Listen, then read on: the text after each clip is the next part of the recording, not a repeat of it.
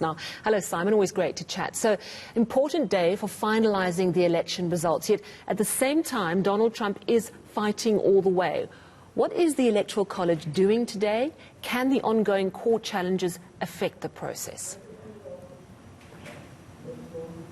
So what happens today, Sally, is that in all 50 states, plus Washington, D.C. and Puerto Rico, the electors from each individual state will be sitting down with their fellow electors in those individual states, casting their votes and, presumably on a national scale, provided everybody votes the way they're supposed to vote, affirming that Joe Biden is indeed the president-elect of the United States.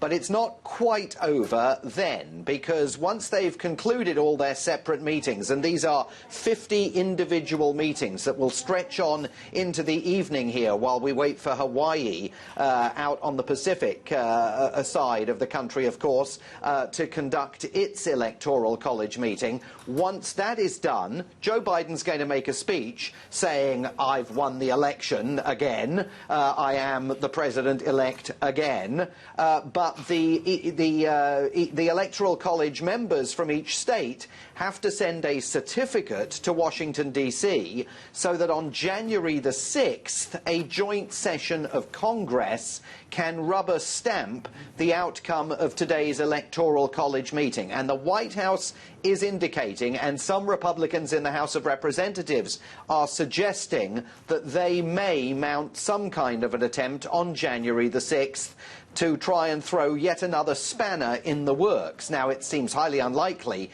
any spanner at this point would be sizable enough to gum the works up, especially after the Supreme Court on Friday night here delivered another mortal blow to President Trump's legal attempts to stop Joe Biden from becoming president of the United States. But definitely Republicans, at least President Trump and those people around him, say they intend to fight on. Of course, it's also a crucially important day in the USA because of the first day of the vaccine rollout. How's it going? Any problems? No problems yet. 3 million doses of vaccine are being transported and distributed. This is the Pfizer-BioNTech vaccine, approved a couple of days ago for use by the Food and Drug Administration. The first person to receive the vaccine, we believe, was a care nurse in a Long Island hospital system.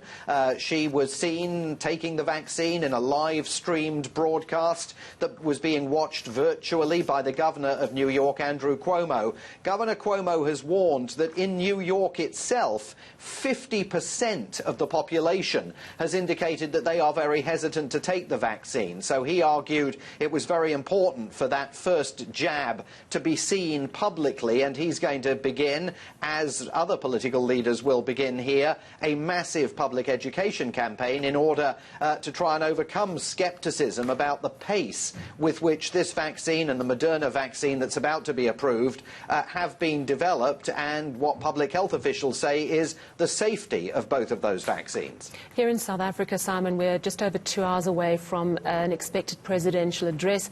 We are likely to hear from our president that more restrictions are going to come back into play, and this is just as the country is looking forward to its December holidays. Of course, the USA is battling horrific numbers. I'm just wondering from your side and from your observing what works, what doesn't work, in terms of new restrictions, what have you seen in the USA that seems to have had the best impact? Well, just on the numbers, Sally, while we're celebrating the first vaccinations here in the United States today, we are also marking a very grim moment. Today will be the day that the death toll here rises above 300,000, a number that was once absolutely unimaginable. And that death toll is being fueled by the failure 2 weeks ago of Americans to observe restrictions and guidelines on travel over the Thanksgiving holiday period. period, and now we're heading into the Christmas period when, as in South Africa, there's going to be lots of excitement about the possibility of travel.